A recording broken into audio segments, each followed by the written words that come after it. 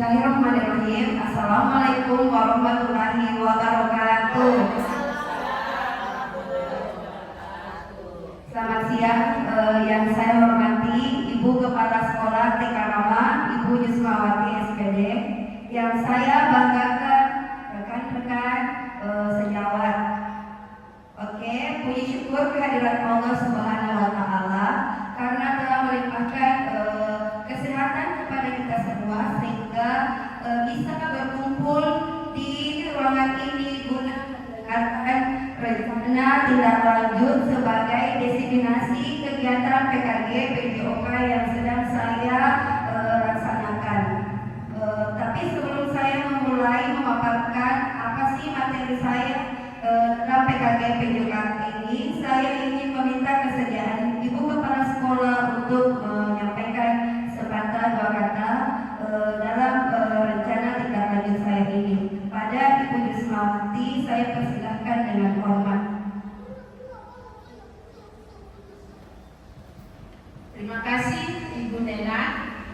Saudara-saudari, Assalamualaikum warahmatullahi wabarakatuh. Waalaikumsalam warahmatullahi wabarakatuh. Yang terhormat Ibu Nela Lestari sebagai PKG PJOK diseminasi G2 kelas 021.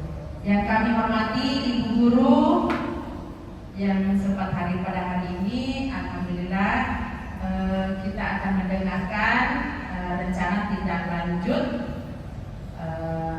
yang akan dibawakan oleh Ibu Nela Lestari pada hari ini. Terima kasih.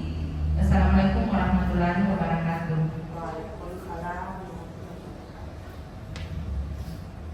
Baiklah, itulah tadi sepatah kata dari Ibu Kepala Sekolah. Kepadanya saya ucapkan banyak terima kasih. Next, saya akan memaparkan rencana tindak lanjut saya tentang pembelajaran berbasis proyek.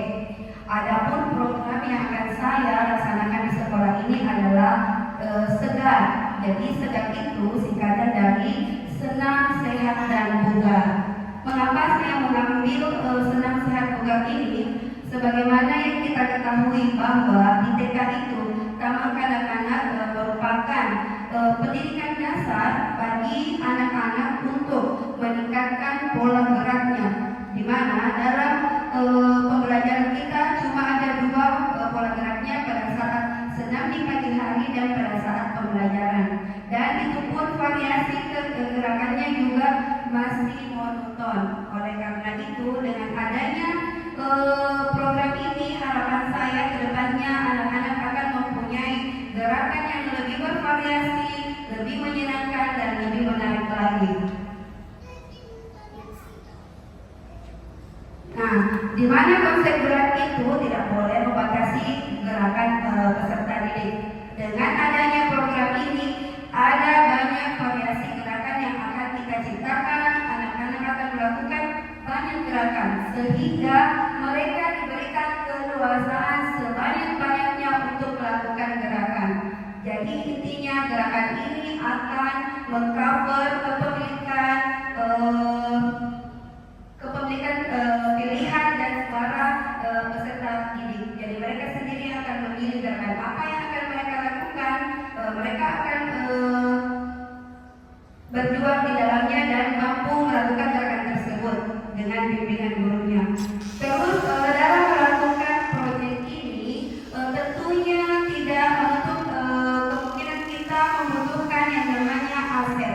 Jadi kita akan memanfaatkan aset-aset apa sih yang akan kita gunakan dalam program ini. Saya menggunakan dua aset. Yang pertama adalah aset manusia, di mana aset manusia ini ada kepala sekolah, ada guru, peserta didik maupun staf yang ada di TK Rama. Adapun aset fisiknya dan terlebih penting adalah peserta didik. Terus untuk aset fisiknya ada lapangan, ada laptop, ada speaker, dan dalam program ini suara, pilihan, dan kepemilikan peserta didik dalam memilih dan melakukan gerakan senam sendiri dan memimpin dalam kegiatan senam sendiri setiap hari Kamis. Jadi intinya program ini akan berjalan di setiap hari Kamis dengan pilihan suara peserta didik itu sendiri. Jadi gerakannya nanti tergantung dari apa yang dipilih oleh peserta didik. Selanjutnya pemanfaatan asetnya itu, kenapa saya memilih program ini, karena terbatasnya gerakan-gerakan senam yang dilakukan peserta didik, maka dari itu pengalaman dari peserta didik menjadi terbatas. Jadi dengan adanya program ini saya berharap peserta didik mempunyai pengalaman gerak yang lebih luas lagi. Adapun tujuan dari program ini adalah peserta didik mampu membuat rangkaian gerakan berirama dengan mengikuti gerakan-gerakan senam dengan baik dan benar dengan bimbingan dari guru. Terus yang kedua adalah peserta didik mampu mempraktikkan rangkaian gerakan berirama mengikuti musik secara berkelompok dengan baik dan benar. Terus yang ketiga adalah peserta didik secara berkelompok mampu membuat video gerak berirama dengan mengikuti musik.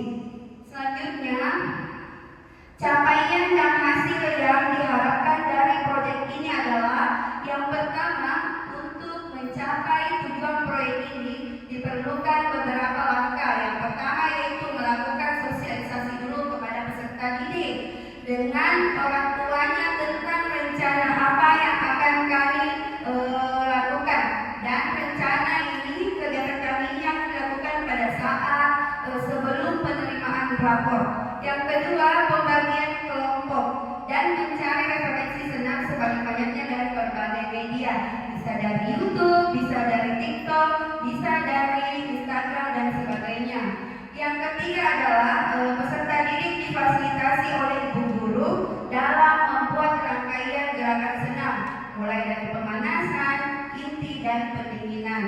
Dan selanjutnya menentukan musik apa yang akan dipakai dan menyelaraskan gerakan musik yang sudah dipilih dengan tema anak-anak sesuai dengan pilihan mereka.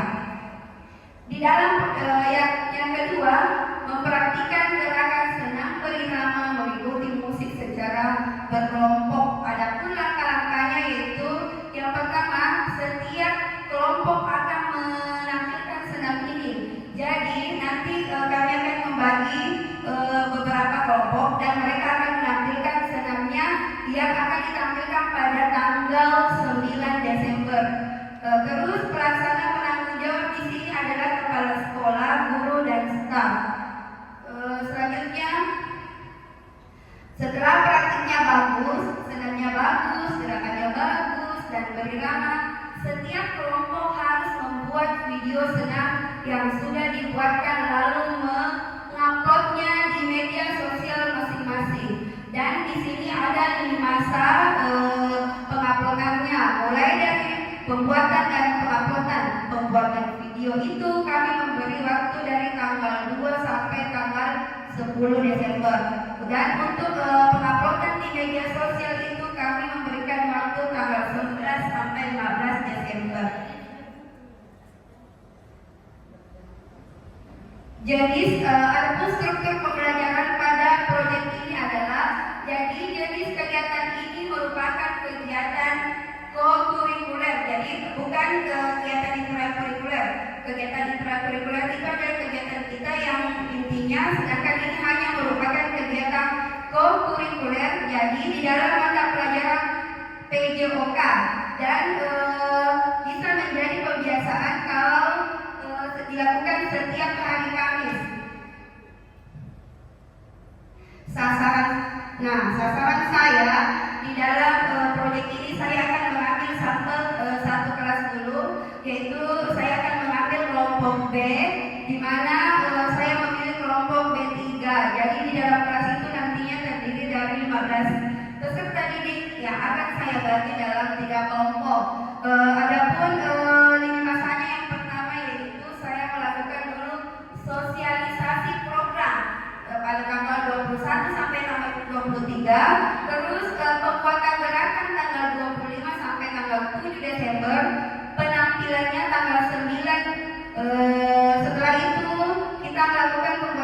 video dan melakukan refleksi tentang proyek yang telah kami lakukan.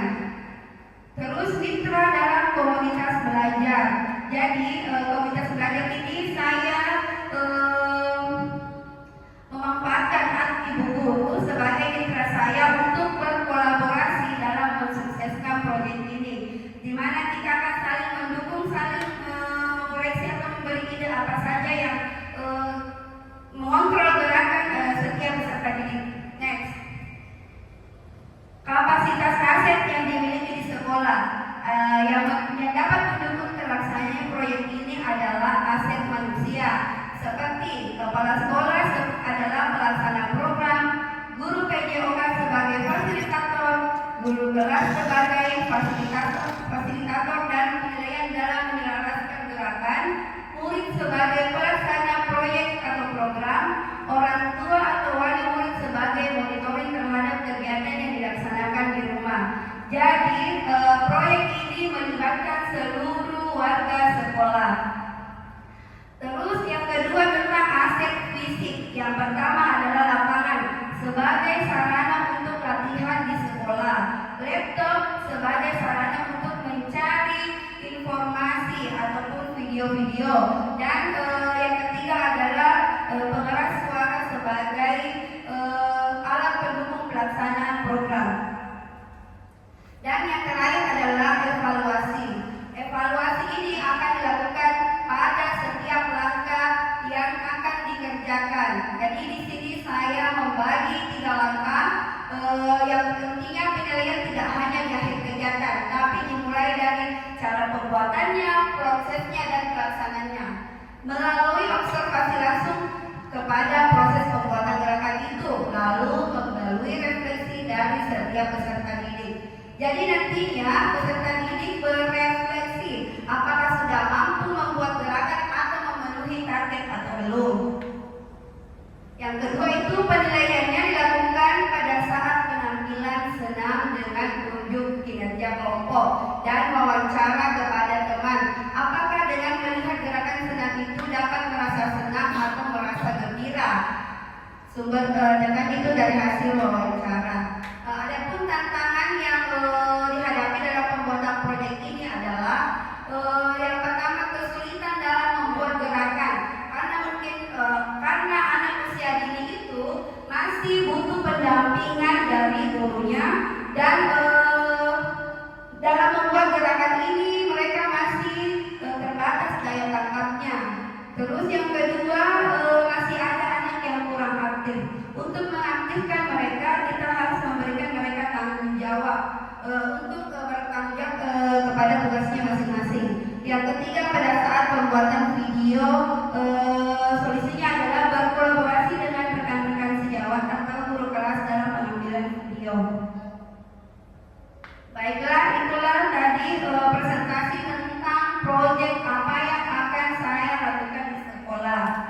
Apabila ada saran, tanggapan atau pertanyaan dari rekan-rekan sejawat, saya persilahkan dengan hormat sebagai bahan masukan saya dalam membuat proyek ini, sehingga kedepannya proyek ini bisa berjalan dengan baik. Kepada kepala sekolah saya persilahkan dengan hormat. Terima kasih Ibu Nena. Bismillahirrahmanirrahim. Yang saya lihat di situ tadi yang ada hari Kamis, ya, yang olahraganya itu, yang senamnya kan di sini kita di Tegar Rama setiap hari Kamis. Dan kalau bisa ada masukan saya sebagai kepala sekolah, apakah bisa hari Selasa, Rabu, Kamis, Jumat itu bisa kita ambil senam sebelum dia masuk dalam kelas. Karena kalau hari Senin itu ada upacara. Itu masukan saya supaya anak-anak tetap senam setiap hari. Terima kasih. Baik, terima kasih atas masukannya Ibu Kepala Sekolah. Saya rasa itu masukan yang sangat baik. Kenapa? Karena semakin sering anak-anak melakukan gerakan, maka perkembangan motorik mereka, daya tahan tubuh mereka, kebugaran mereka akan semakin lebih baik Jadi tadi masukannya Ibu Kepala Sekolah dengan menambah waktu, saya rasa itu sangat baik dan layak untuk dipertimbangkan. Insya Allah kedepannya bisa kita terapkan sehingga apa yang menjadi program ini akan berkelanjutan secara terus menerus. Apa masih ada tanggapan dari rekan sejawat? Oke, baik, kepada Ibu Karma saya persilakan. Assalamualaikum warahmatullahi wabarakatuh. Terima kasih atas kesempatan yang diberikan kepada saya. Saya ingin sekedar masukan apa-apa. Mungkin gini, pertanyaan bagaimana gerakan-gerakan anak? Apakah contoh gerakan-gerakan anak yang inklusi itu seperti bagaimana?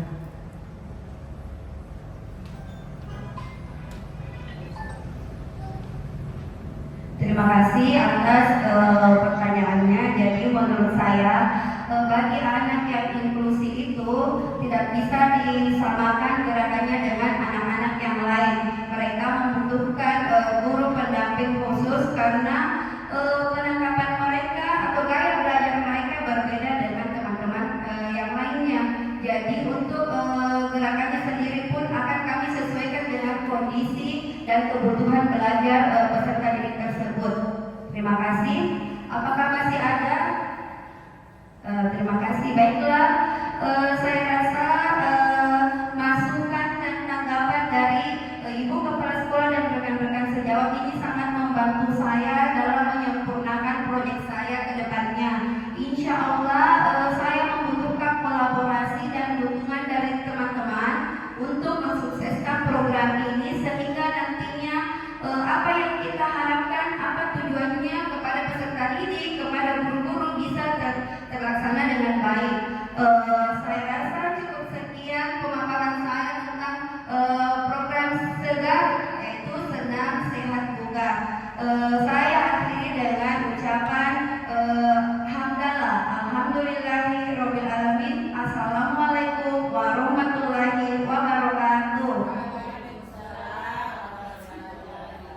Oke, dan yang terakhir saya ucapkan kepada ibu-ibu, rekan sejawat dan kepala sekolah atas kehadirannya yang bersedia mendengarkan pemaparan saya sebagai